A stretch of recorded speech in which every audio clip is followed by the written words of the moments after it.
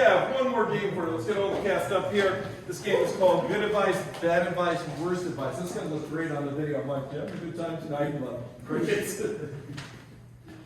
All right, so how this game works is we're going to answer questions you might have, things you might need advice on. And the first flop that takes a crack at it will give you generally pretty good advice. Next one's going to give you not so good advice, and the last one is going to give you horrendous advice. I mean, truly horrible. If you follow it, it's on you. So who has something they need some advice about, would like some advice about? Does using soap during your shower really gross you? I'm sorry? Using soap during your shower really Okay, yeah. So the question is, does using soap in your shower actually work? And I think by that I mean get you clean. Yeah, I don't think we have to go to the scientific record for this. I think you can tell from your own experience that when you need to shower, you feel kind of grubby and you stink a little bit, and then after you take the shower and use soap, you don't feel grubby and you don't stink, you feel clean. So I think that trust your feelings. I think you feel clean after a shower. It's because you are clean, so it works. Remember, you look like you disagree. No, I mean technically yeah, but like the more you get clean, the more weak you are for getting dirty later. So you're basically just screwing over your own immune system. You actually should be actively trying to get a little bit dirtier and like get down in there so you got a strong immune system so that anything that comes your way and it's not passing through it. Okay. Hey, Grandma. I mean, you're in the ballpark, but not really. See, like soap and all that's just a big conspiracy by the big soap corporation. So you want to make sure you don't use shampoo, #no poo, and you want to make sure you don't use any soap at all. Okay, you want to keep staying dirty. You know, the hormones that come out of your body naturally, that's what attracts the maids, all right? So you need to get down and dirty. Why do you think mud baths are a thing? You get in the mud, you get dirty, you rub it all over yourself. It's nice and it's beautiful. You want to become one with the earth, all right? The Mother Earth loves you, so you got to get in there like the filthy earthworm you are and just wriggle around and love yourself, all right? Don't use soap. Conspiracy. All right, hope that helps. And your family can tell us how that worked out for you. Who else has something they need help with? Yeah. So this guy has a white van, and he told me to get in it because he had candy. Should I do it? Okay. Popcorn, white van, candy. Should he get in?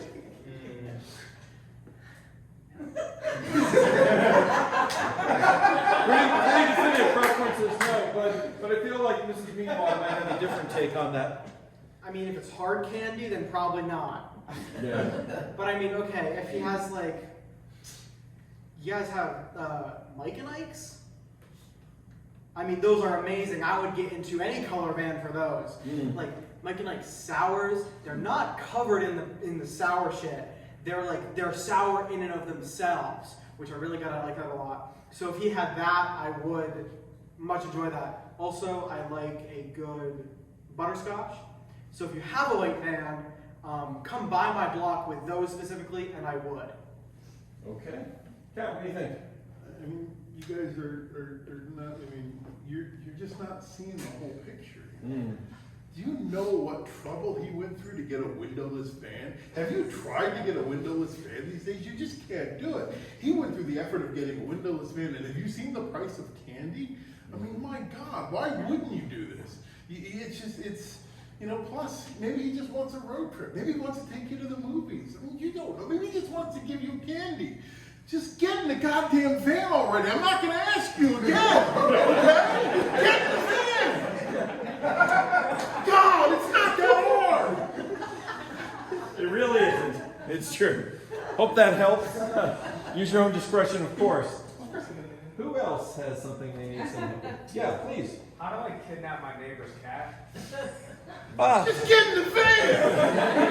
Moonman, how does he kidnap his neighbor's cat? First off, I wouldn't ask for that kind of advice at a comedy show. And secondly, I wouldn't do it. I mean, kidnapping, I mean, technically, it's not kidnapping, it's theft. Probably not any prison time or anything, because it is a cat, but you shouldn't do it. Leave the cat alone, maybe go visit it, offer to buy it. Just put food out, wait for it to come to you. There are options, you don't have to steal a cat. I don't know. I think it depends on the cat. Like, if this is a really cute cat, like ordinarily, I think Moonman's right, you shouldn't steal people's pets. But I don't know your neighbor. Your neighbor could be a complete asshole. Maybe your neighbor doesn't deserve this cat, right? And since it's a neighbor, I think it's easier than it might seem, right? You just start leaving food out. I'm guessing this neighbor, since you know this cat, probably lets it be outside, which is unsafe for your cat. So just put out food. Put out better food than your neighbor. If your neighbor feeds your cat kibble, no. See, I'm saying your cat, by the way. You put out wet food. Just have it available in the morning. Put some out when you get home from work. Nice. Pretty soon the cat's going to be like, fuck that guy. You're my person. Now, what? You're on the right track. Okay. You're on the right track with Go ahead. with the food thing. Uh-huh. But cats are master actors, and they pretend to be finicky. Anybody remember Morris, the cat from the commercials, who would only eat certain things? It's all fraud. The ranker the food that they can get a hold of, the happier they are. So, what you do is you go to McDonald's that's closing down, say about 2 in the morning, way ahead of me, and you get the McRibs that were rejected, that they're not good enough to eat tomorrow. So you bring those stinky, awful, nasty McRibs, and you put them out, and you put them closer to your home every time, so the cat gets used to the idea of walking up to your door. And then one night, you leave the door open, and you leave a trail of McRibs all the way into your house, and you're watching carefully, like they do. And when the cat is securely in, you slam the door, and you got your neighbor's cat. Nice. Easy as pie. Yeah, and you didn't have to buy the McRib, so that's No. good. Yeah. So I feel like tonight, I don't know who's going to cancel us. It's either going to be McDonald's or Swifties. But somebody's coming for our asses. All right. Anybody else need help with anything? Yeah, Paul. I was thinking about opening up an art gallery. Is that a good idea? So, Wormhammer, Paul's thinking about opening up an art gallery. What do you think? I don't know if he has it in him.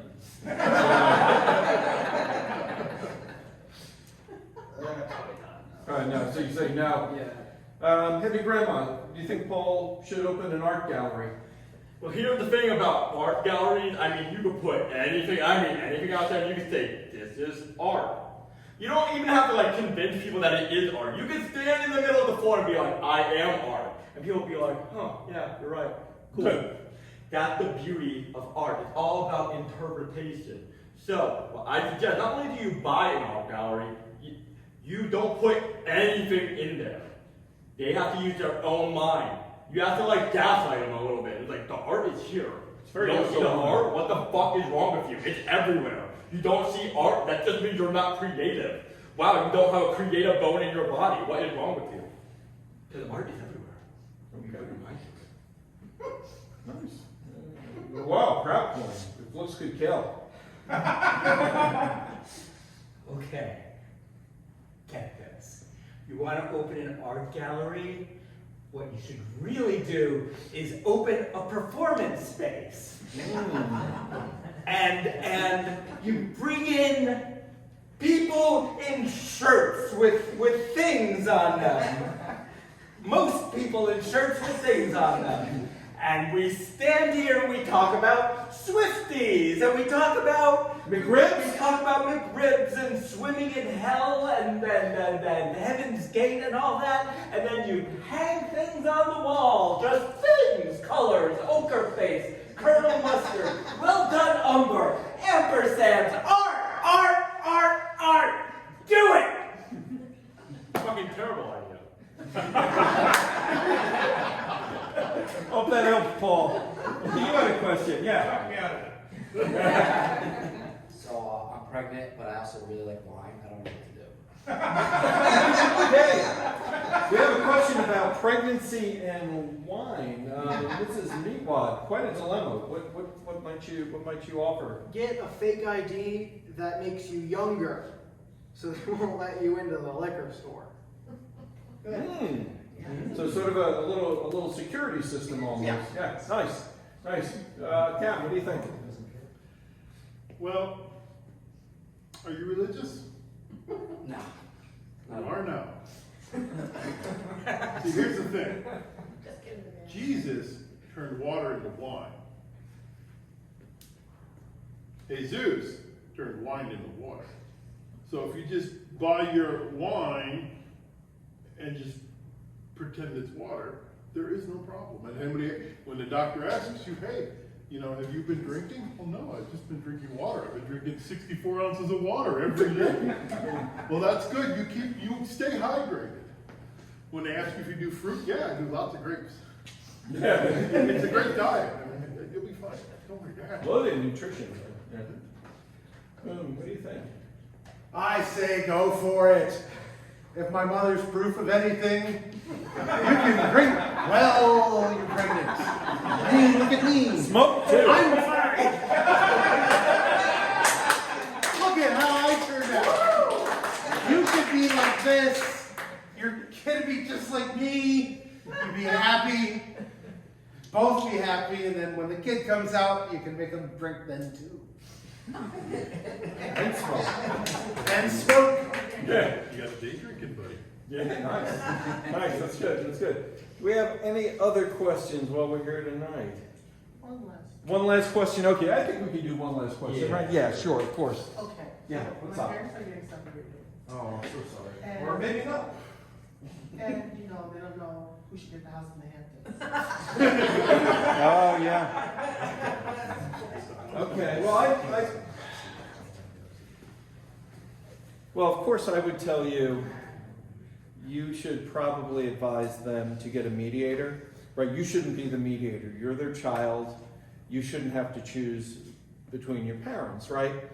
And so a mediator will help them come up with an equitable solution, which hopefully results in, no matter who gets it, you get to go to the Hamptons and be in the house. And the Hamptons in the summer are quite lovely, right? And you want to be in on that scene. So I think the wise and perhaps, beneficial for you thing to do is to help them find a very competent mediator to work it out. Maybe they share it, like a timeshare, but you always get to be there. So that's what I might offer. What with the looks again? Mediators are so expensive. You can handle this yourself. You say to whoever is challenging your right to the house in the Hamptons, I'll see your house in the Hamptons with a ski chalet and Vail, and I'll throw in the condo in Houston, and to make it even sweeter, I'll give you the apartment in Cortland too. And you watch them try to refuse that. Guaranteed, you get the house in the Hamptons. Okay. And then, of course, you get to the lawyer before your rivals do. You change all the deeds, so you have everything. Okay. I don't know which parent you tell that to, but it's an interesting strategy. But we're having it. You're not buying it. Okay. No. We solve this the way all problems should be solved. Gambling. Gambling. So, we got a couple wars going on these days, right? Have each parent pick a side. Whichever one of that side wins gets the house in Hampton. This is great. They fund a lot of money to the countries. They're increasing the amount of wars that are going on. They're making it more efficient. And that is how things should be solved. If you increase the amount of violence, then, well, you're going to give St. Peter a little bit of a busy day, but eventually the conflicts will be resolved. Sorry. I just worked there. I know. Well, that's pretty high level stuff, Warren, but it could work, I guess. Choose wisely, of course. That's our show tonight. Thank you for coming out. Thank you again to Paul, as always, for calling. And most of you know, but the new folks may not know, we have a tradition at the end of a show. We invite you up for a audience and cast photo, as is our tradition. Come on up and have a photo with us.